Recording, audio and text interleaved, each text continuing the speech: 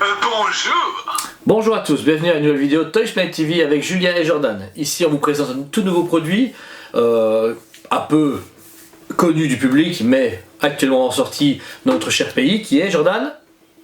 La Hot Toys, marque 7 Iron Man. Voilà, une pièce, donc une toute nouvelle Iron Man sortie. C'est une réédition, c'est donc il y a la marque 7, c'est l'armure qui apparaît à la fin d'Avengers 1 dans le film.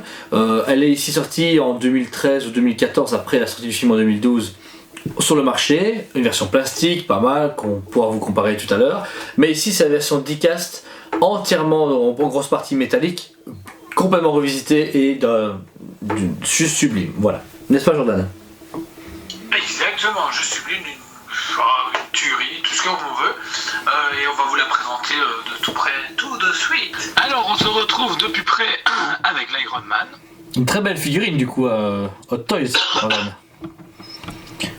Ici on a le haut de la figurine, du coup vous pouvez remarquer ici donc que le buste est déjà d'une très très bonne finition.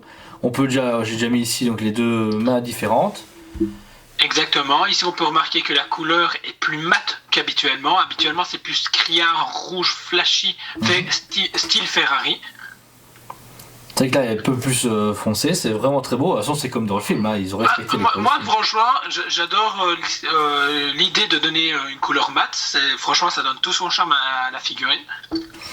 Puis ici on est en mode normal, donc parce qu'il faut savoir que dans la boîte il y a un mode Battle Damage. Donc ici par exemple vous savez enlever un thorax qui est aimanté, hop là, vous avez l'intérieur d'Iron Man, l'armure d'Iron Man.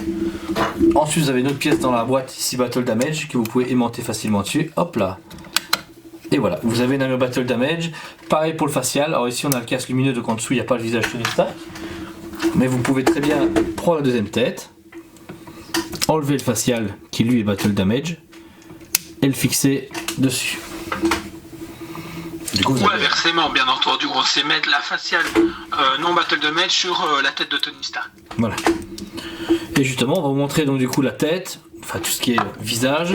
Vous savez du coup enlever la tête, hop là. Vous devez enlever le cou. Voilà, d'abord, on va vous montrer lumineux, ce sera un peu plus facile. Vous savez du coup avec un bouton on qui est au-dessus du crâne, où on a mis les piles. Vous remettez le haut, le facial, et vous avez une tête entièrement lumineuse pour le Iron Man. Toutes les piles sont comprises dans la boîte, fournies par Hot Toys, mais il faut toutes les mettre une à une. C'est un peu galère et il faut prendre un peu de temps. Ensuite, vous savez donc réenlever la tête,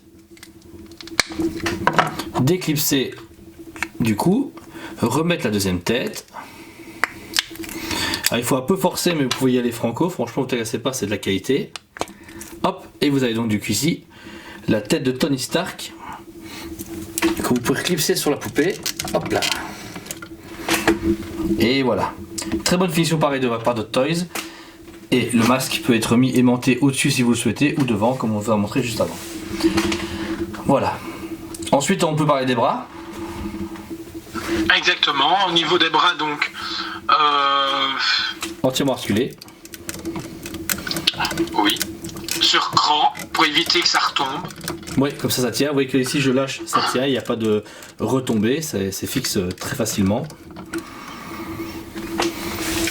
Vous pouvez franchement y aller franchement et mettre des poses très dynamiques, c'est ça qui est vraiment bien, tordre le bras, faire comme s'il allait attaquer ou il allait retenir un poids. Franchement il y a vraiment beaucoup de possibilités au niveau des positions avec ce Iron Man.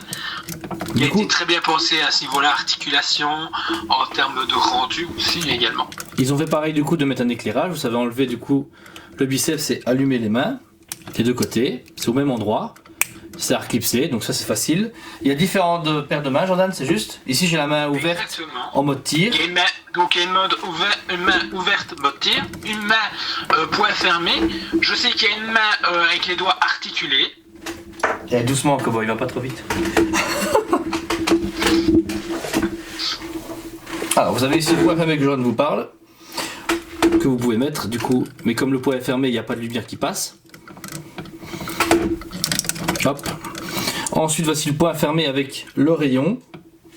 Ce rayon du coup c'est un rayon rose, rouge comme il utilise dans Iron Man 2 et dans Avengers 1 pour couper le métal de l'héliporteur. Voici du coup le rayon en question que vous pouvez forcément mettre dans l'embout. Hop.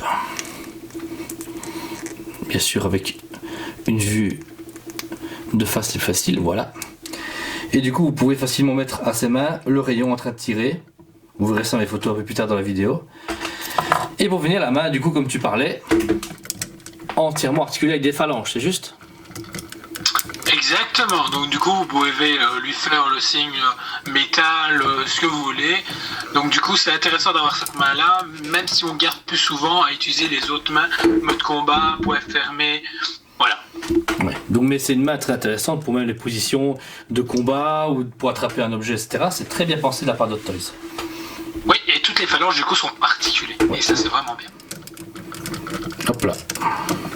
Voilà, donc ici on enchaîne avec on va dire le bas de Iron Man. Au niveau du torse c'est comme les bras et les yeux, ça s'allume. Je vais justement vous le montrer. Donc déjà vous pouvez prendre la plus facilement et ici la retourner dans le dos. Vous avez donc les épaulières ici au-dessus du personnage. Oui, les épaulières, donc on peut les rabattre et ici donc il y a des missiles au niveau de ses épaules. Donc il y a deux pièces à enlever. Et vous savez enlever et remettre d'autres types d'épaulières avec des missiles comme dit mon cher collègue Jordan. Vous voyez ici les missiles qui tirent contre les Chitauri. Moi je vais les enlever pour pouvoir accéder à la pièce. Il y a aussi plus bas, Jordan, des ailerons.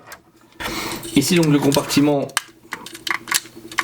pour les piles et dans le dos. Vous pouvez donc mettre le on, remettre la pièce c'est mieux, c'est un peu plus discret pour le Iron Man. Et vous avez du coup le cœur qui est allumé. Et voilà, on le replace sur son socle facilement. Une fois du coup que tout ça est mis, vous pouvez remarquer du coup que toute l'armure ici est très bien tissée et il y a un système d'articulation un peu partout pour pouvoir le plier, le mettre en position de vol, le mettre debout et tout. Enfin, c'est hyper bien travaillé pour Hot Toys, de part et d'autre de l'armure au niveau du bassin. Et puis on passe aux jambes.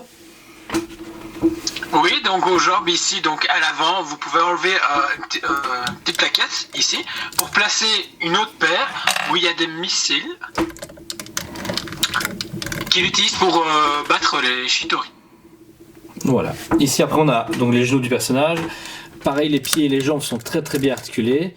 Il y a des systèmes qui sont très pivotants pour pouvoir vraiment la mettre comme dans le film quand il élabore donc des propulsions pour se stabiliser ou pour attaquer les Chitauri. Et pour finir, on termine sur le socle.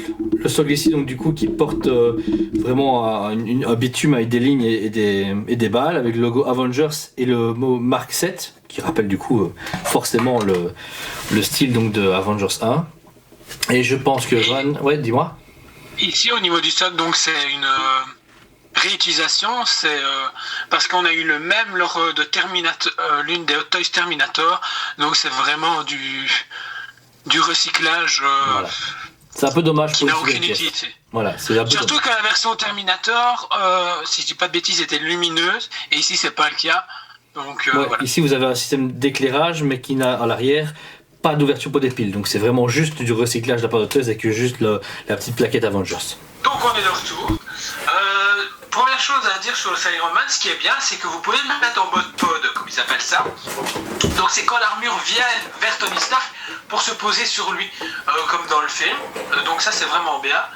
Et du coup il a aussi au niveau des épaules, bras, il a des mitraillettes qui peuvent venir et qui rendent vraiment bien. Et donc du coup c'est vraiment cool. Du coup cet Iron Man là, cette armure-ci, il y a 3 versions. Une version Battle Damage, une version classique et la version pod. Ouais, la version pod, du coup, il y a des morceaux en fait dans la boîte. Ou par exemple, comme disait mon collègue ici, vous avez donc le torse de Iron Man que vous devez incorporer en enlevant la tête. Donc comme ça, vous avez juste le haut le cœur Iron Man vers le haut. On enlève les bras, une partie des jambes et après vous devez en fait fixer les pieds avec une tige en métal. Ici. Qui fait vraiment un effet de vol et de replié en fait. C'est une opération très délicate et très compliquée qui prend beaucoup de temps, qui est utile dans son sens, oui, mais ils auraient dû faire du coup à Tony Stark qu'on pouvait jeter comme un parachutiste pour le faire. Parce que là du coup... Exactement, le gros reproche que j'ai à faire, c'est au niveau...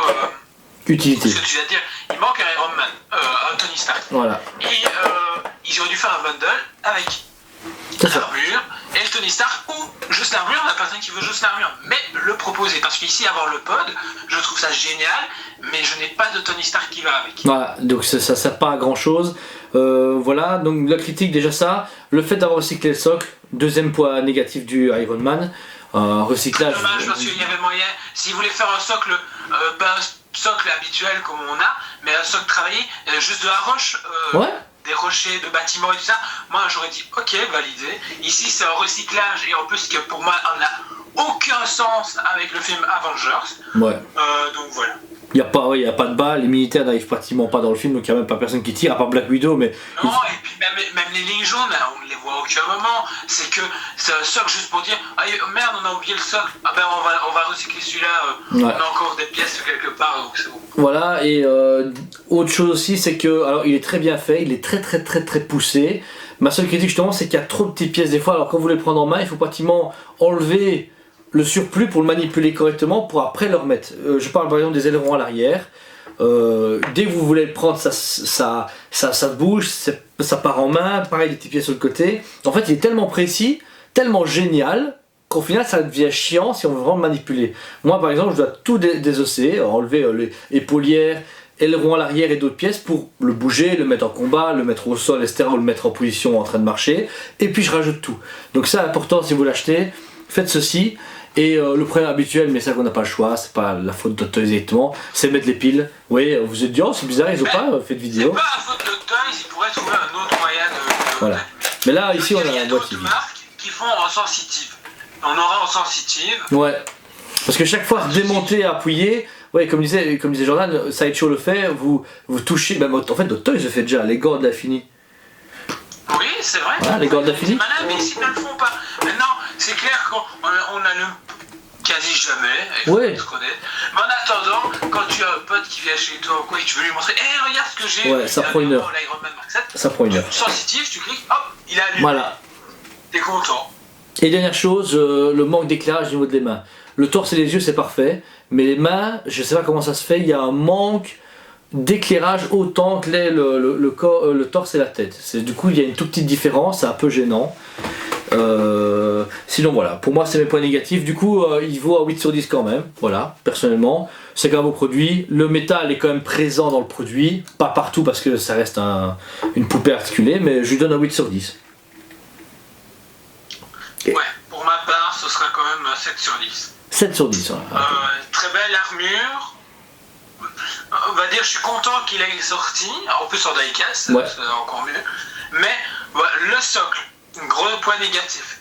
Puis pas de bundle avec Tony Stark. Ou présenter même à part, je m'en fous, mais il n'y a pas de présentation. Et puis voilà, je sais pas, elle est bien pensée, belle architecture, tout ça. Mais ils auraient pu aller plus loin, ouais. C'est très dommage. Et si vous voulez le comparer justement, on va vous montrer ici le comparatif entre le Mark 7 Hot Toys Diecast maintenant et le vieux Mark 7 Hot Toys sorti il y a quelques années. Voilà donc la Hot Toys Iron Man Mark 7 sorti par Hot Toys au tout début d'Avengers 1, donc en 2012-2013. Et voici le nouvel modèle. Vous pouvez déjà remarquer la différence de finition, mais énorme. La différence de carrure aussi, fait bien une fois, elle est bien 20% plus grande, plus grosse et plus massif que celle d'avant. On remarquera ici du coup un effet très plastique, écoutez bien. Et là, un effet métal ou un plastique beaucoup plus lourd.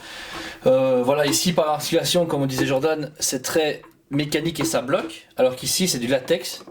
Donc vous dire quand je l'applique comme ceci et que je le lâche, ça se remet. Une articulation très basique. Vous pouvez remarquer ici par rapport à la différence de socle aussi, il y a un petit logo avec Avengers 1, ici ils avaient fait un socle avec une pince pour le mettre en vol, donc celui-là vous pouvez pas le mettre en vol facilement. Il y a les mêmes accessoires par contre, que ce soit au niveau des jambes, du torse, etc. La tête Tony Stark pareil, mais voilà, vous avez une différence pratiquement de 7 ans des deux. Et en 7 ans, c'est pour ça qu'il aurait édité, parce que le nouveau Iron Man était 10 fois plus classe que celui-là et personne n'avait une Mark 7 qui claquait. Ben voilà, maintenant, vous voyez donc la différence entre le premier Iron Man, Mark 7 et le nouveau Diecast. On arrive à la conclusion. Voilà, donc du coup ici vous avez pu comparer vraiment le Iron Man sous tous ses angles, autant de l'ancien au nouveau, notre critique, notre cote, tout y est. Il est actuellement disponible en magasin si vous le souhaitez, ou dans les revendeurs en Europe forcément. Voilà, c'est un très beau produit. Personnellement, voilà, moi je l'ai acheté, j'en ai pareil. On est rien très content malgré la cote qu'on lui a mis. Et voilà. Et si la vidéo... Oui, comme je disais, c'est un beau produit. Mais voilà, il manque des trucs pour que je puisse dire parfait. Voilà. Du coup, bah, si vous aimez la vidéo, likez et surtout aussi abonnez-vous à notre chaîne. N'hésitez pas à commenter, c'est important. N'oubliez pas que toutes les semaines, on fait 2 lives par semaine tant qu'on est en confinement. Le mardi et le samedi, on parle de produits, on déballe aussi en live, ça arrive. Et voilà, on passe un bon moment. Sur la page Facebook Touchpad Liège. Voilà. Exactement. Voilà. Eh bien, on vous dit à très bientôt et merci d'avoir regardé la vidéo. Merci.